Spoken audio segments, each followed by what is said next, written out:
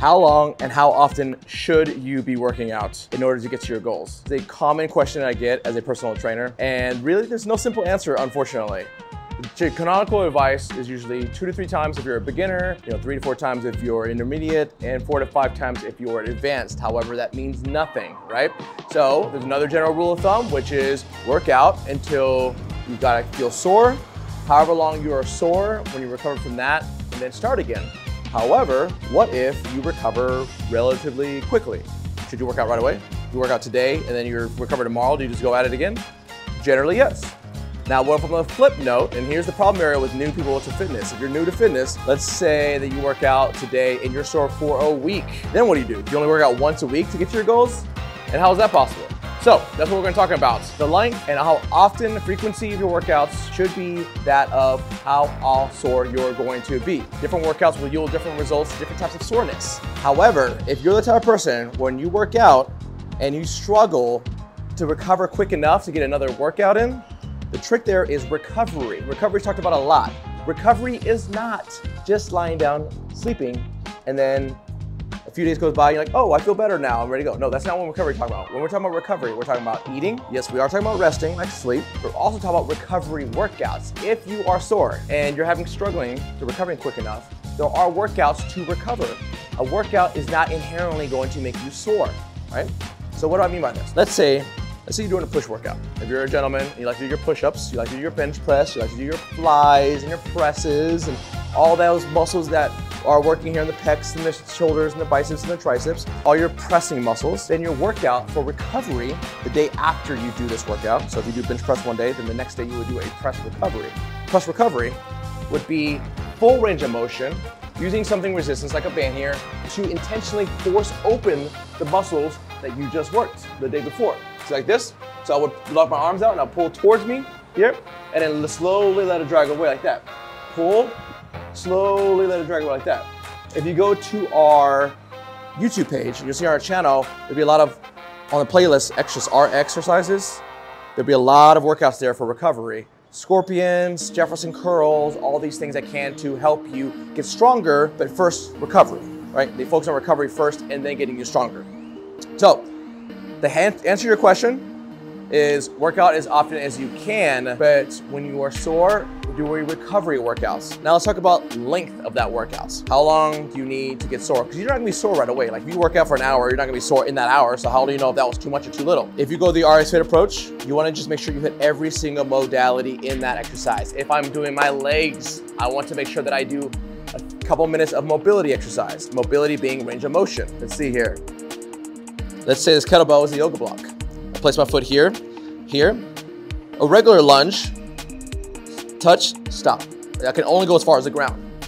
A mobility lunge is going past where the ground would be, see? Pulling on my hamstring here, right? My quad has to go a little bit further here. My hips are opening up a little more, and then pushing through that. Once you've done your mobility, you go into a stability. Funny enough, this exercise is kind of a little bit of both, because you notice, see how unstable it is? My muscles are fighting to control center of gravity, the center of gravity on the kettlebell. So I'm pushing through, and you can actually see my foot shake a little bit. That's great, because now my muscles here on the inside, the outside, the front, and the back, and the calves are all working in unison to find that center of gravity while it's holding my 230-pound body, right? Pushing through that motion. That's your second modality. The third one we want to work on is very simple, strength. Everyone understands strength. It's a very general concept. It is grabbing something that you can generally work out with for about 8 to 12 reps, like this kettlebell here, 45 pounds. If I'm doing squats today, this would be my strength modality. Power. People love to skip power.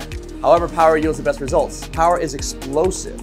How fast can I release all that strength I have inside my body? If that was strength, then power would be goblet squat and then jump. Reset, jump. And the last one would be endurance. Quick example of the endurance modality. Right there. See that? Good old fashioned, easy squats. Now, recommendation, 1 to 2 minutes of each of those can yield the result that you want as long as you are pushing yourself to the extreme of that modality. Mobility would be the extreme of my range. I can go much further than that. So if I was working out my squats, I would want to go higher and with weight, right?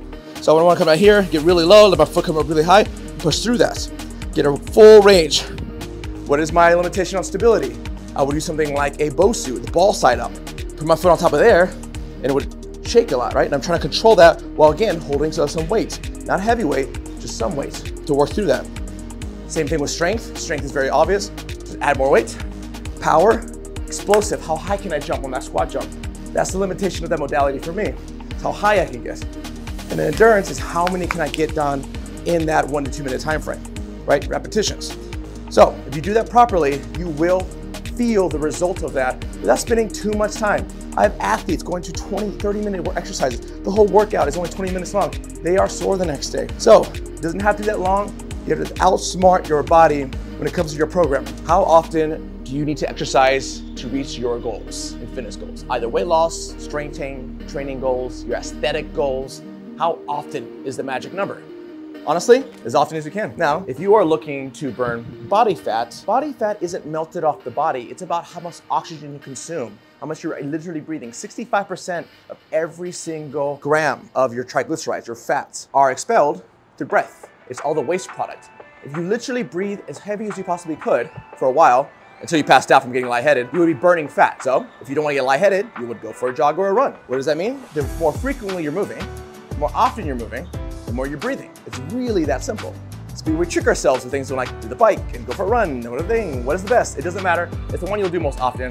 The clients that have the most success when it comes to the frequency of workouts, how often, are the ones that enjoy it. How do you enjoy a good workout? You find simple things like walking. I have a client who is a 45-year-old hockey player right now, and he stays in shape by just going for walks. He likes it. I mean, of course he works out with me and he has his hockey session, he has all this other stuff, but the part that makes him the happiest is going for that walk, and he does that a couple times a day. And I've noticed greater results from him there because he does it because he wants to do it. He's no skipping the walks because he enjoys it. Best frequency is really as often as you can do it. However, that's easy to answer when you want your weight loss, right? As long as you're not putting too much strain on your body. Well, let's talk about strength training. You mostly need to recover. Well, if you look at the video that talked about the duration of your workouts, I talked about recovery, forcing a recovery. So if you do a workout today and you're sore for 3 or 4 days, it doesn't mean you rest for 3 or 4 days. What it means is you either change up the type of workout that you're doing on a different part of the body, or it's a recovery workout. Yes, there are such things as recovery workouts. Recovery workouts will expedite the healing process, and it'll get your heart rate up and then burn body fat again. Because your heart rate is up, it needs more oxygen. It's grabbing oxygen, it is also burning body fats. See how those go hand in hand? So do not be shy from going to the gym. That does not mean you need to go all out and go crazy. What I am doing right now is a very simple little band stretching routine. Do some shoulder mobility stuff. I do this sometimes when I'm taking a call in my office, and I'm just doing stuff like this or doing a squat or whatever, and my air gets a little out of breath. I got a little bit of breathing, but it's not that uncomfortable, and it helps to burn body fats because I can't get a whole lot of working out in. Because, gotta make stuff like this for you guys. This company to run, their trainers to train, their clients to client. So, simple answer, as often as you can, do not make it miserable on yourself. Find a way to get that heart rate up without causing any more dysfunction to your joints. Are you overtraining? Overtraining is actually a surprisingly common thing that I run into. You would think that people who working out, it's not a very fun thing, right? So you would think that these people were like, oh, I don't want to do that, let's just rest, right? Now, actually, overtraining can be very easy because once you get into wanting to do fitness, once you get excited about coming to the gym and doing some stuff, you actually find out that you want to go to the gym, you want to do something. Or, let's say you're not overtraining from just working out, what if you like going on hikes? And you go on hikes every single day of the week or multiple times a week, and your knee's starting to feel a little weird, but then it feels better today, so you decide to go anyways, right? And get another hike in. Or maybe it bums you out for a couple of weeks, and then you just wait for a couple of weeks, it feels better, and then you do it again. That is a classic example of overtraining. You don't have an injury, you're just working the same muscle group over and over and over, which causes compression in the tendons and ligaments, right? Causing some dysfunction there in the knee.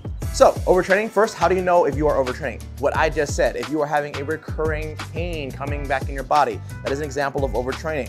Right? You don't generally have a dysfunction yet. You don't have a tear or a break or anything like that. It's just pain recurring in the same spot. Overtraining. 2, if you are adrenally fatigued, what does that mean? Adrenally fatigued is someone who gets 8 hours of sleep in a night, wakes up the next morning, and is completely dead tired for that entire day. I'm not talking about like the, oh, I gotta go to work, I'm exhausted kind of thing. No, like when you should have a good night's rest, you still feel exhausted. When it's the weekend and you're just sleepy all day, it's adrenal fatigue. You are burning through your hormones. It's hard for your body to catch back up because it's repairing so much damage in tissue. If you are constantly bloated from this, is not being able to recover from that overtraining, that will happen as well because your body's inflamed the swollen from all the damage you're causing yourself. So how do you get back from that? If you notice right now, today, I am wearing little body procs here on the inner elbow. I'm wearing a band across my knee here. These are classic recovery tools. Yes, I use these to help correct people's dysfunctions in their body, low back, knee pains, that kind of stuff. However, we found is actually a really good way to recover from workouts quicker. This is an example of the blood reclusion method, right? So what I'm doing here is I'm putting pressure on the muscles of my thigh. If I'm squatting a lot, or let's say I'm going on those hikes or the bike rides, or doing heavy squats, I'm gonna have some swelling in my knee here. I'm gonna have some pain along my quads. So what we do is I'll put this band on and do a recovery workout. If you've been following these videos, you know that I talk about recovery workouts a lot. And in recovery workout, you essentially will go through the same type of mechanics, the same motion, the squat, the press, the deadlift, you still do those things. However, on a recovery one, besides adding more mobility and range of motion, you would also add tools like this. It could be like a simple rubber band, type those TheraBands we have. It doesn't have to be fancy tools. You put pressure on here and still go through that motion. So let's say I've done a lot of squatting, my knee hurts. I'm overtraining.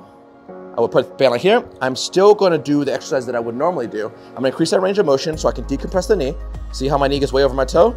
Band is wrapped around my IT band. Almost forgot the name of the iliotibial band. My vastus lateralis was that big quad muscle on the side here. My rectus femoris, all here, is putting pressure on there. So as I go through the motion, think of it as like a massage therapist is working you out as you're exercising to that muscle. That is helping break up the tissue, as you would probably say the lactic acid buildup, right? The fascial knots, it's gonna tear that tissue up and allow it to give you that range of motion back, right?